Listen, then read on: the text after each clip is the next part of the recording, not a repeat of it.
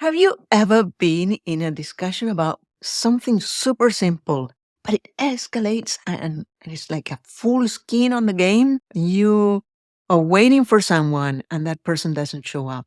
You are driven to do some kind gesture for someone else and you don't get feedback. And you end up discussing, you end up passionate about this. The question is, what's underneath all this? What's underneath?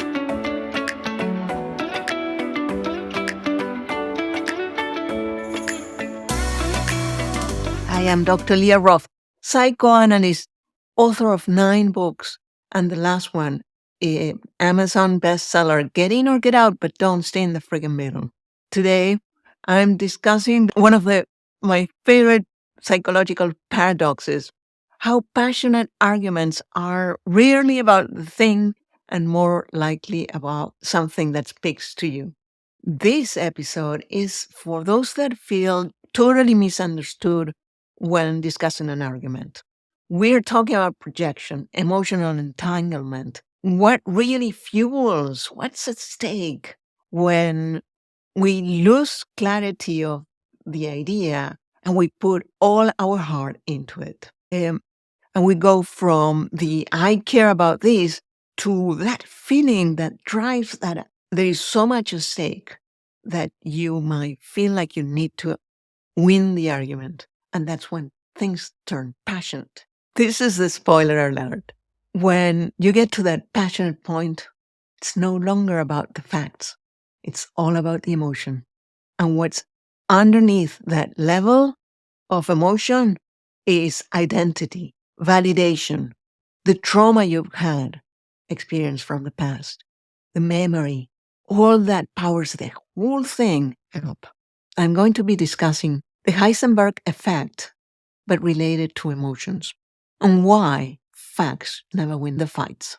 Why is it? I've been there. I've been there so many times.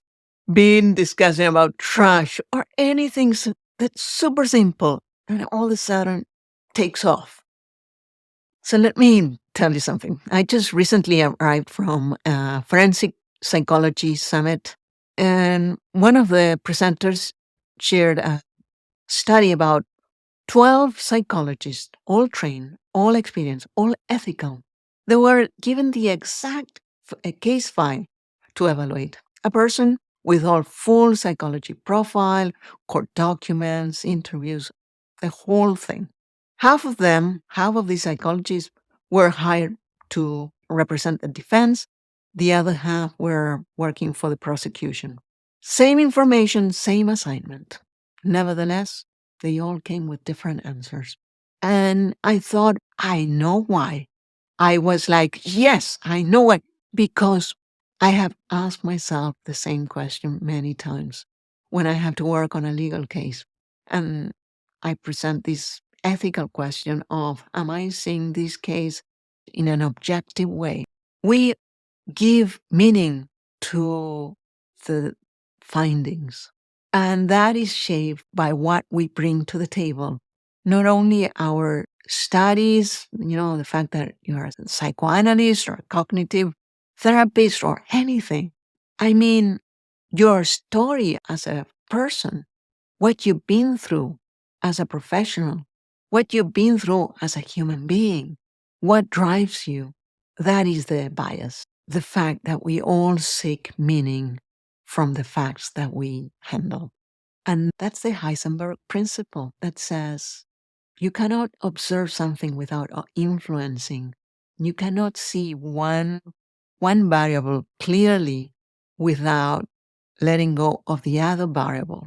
When you are seeing something as a fact, your emotions are far away. But when your emotions are driving the discussion, well, that's when the facts seem to dim away. The closer they came to one side of the truth, the farther along they were from the other side of the truth. And that's what Heisenberg principle is in action. You cannot observe without influencing. You cannot see clearly when your lenses are emotionally loaded. So even if you're a trained psychologist, you believe in ethical professional standing, the reality is that each person has its own conclusions. And that idea of objective reality is the most questionable thing of all. And you can think, well, I'm a rational thinker, but that rational thinking, it's not as rational as you think. It's powered, it's fueled by your need to find meaning.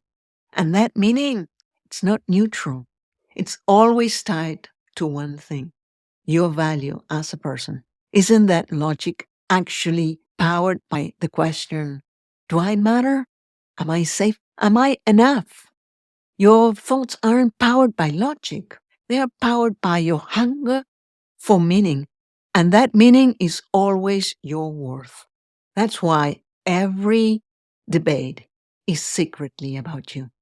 Yes, your sense of agency, your ability to make decisions or not, or having given up in making decisions that are aligned with you, with what you want, and instead sacrificing in order to get something, and then realizing that you're not getting it and makes you feel like nobody cares, that you're not valued, and all the things that you let pass.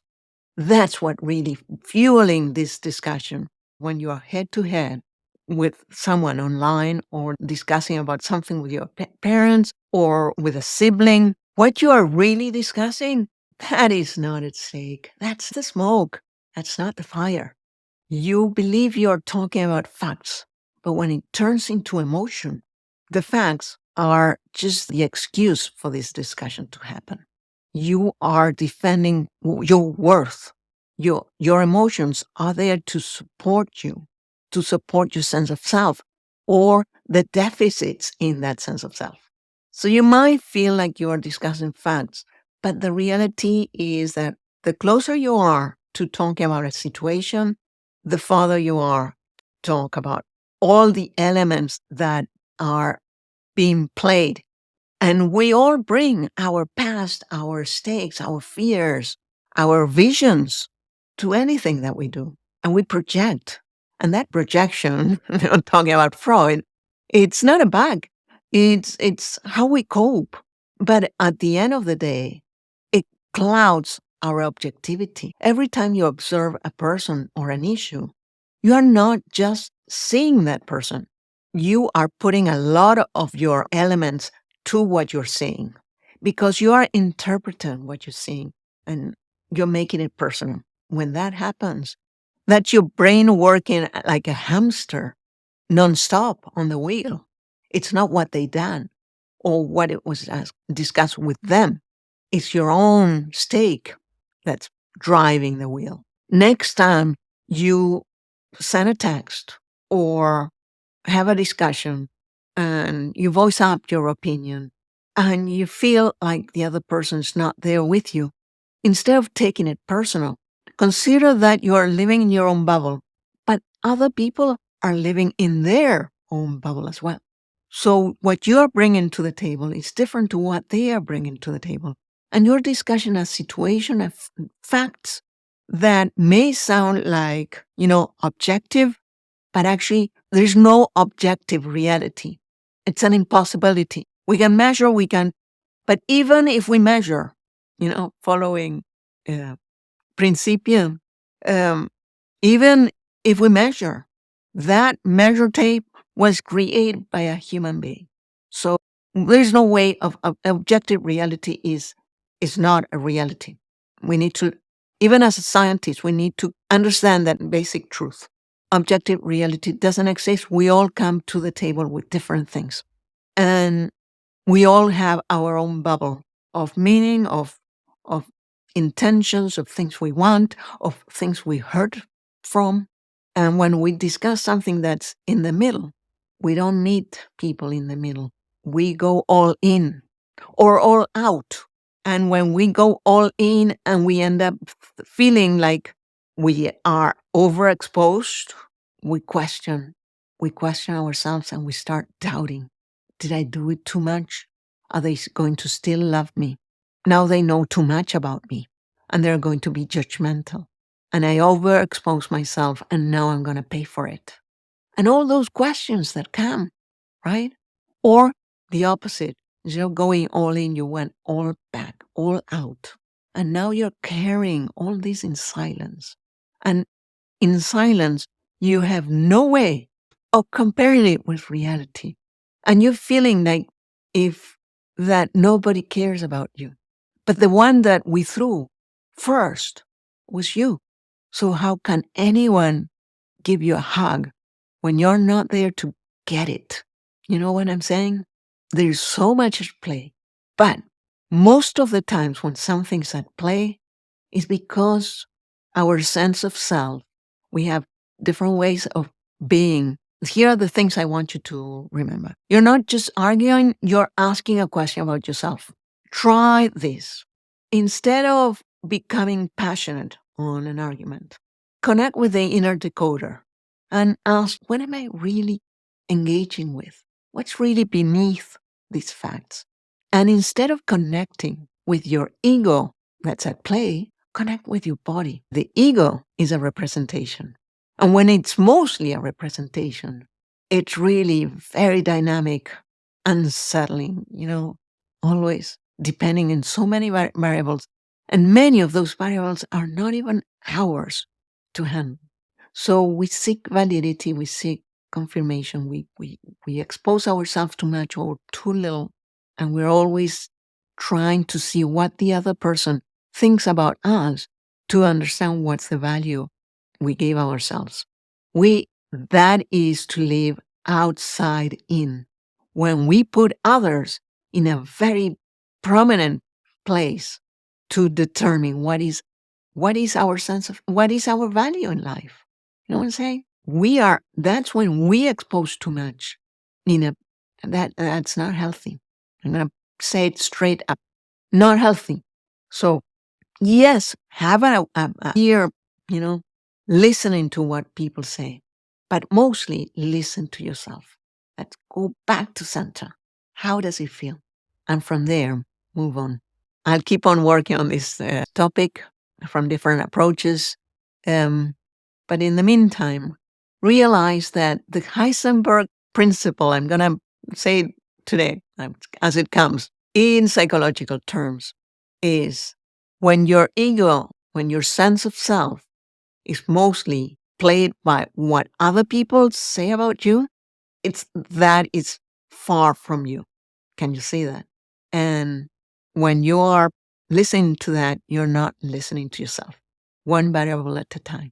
So go back to the body, go back to center, align your mind, your heart, your gut, and see what they are talking about.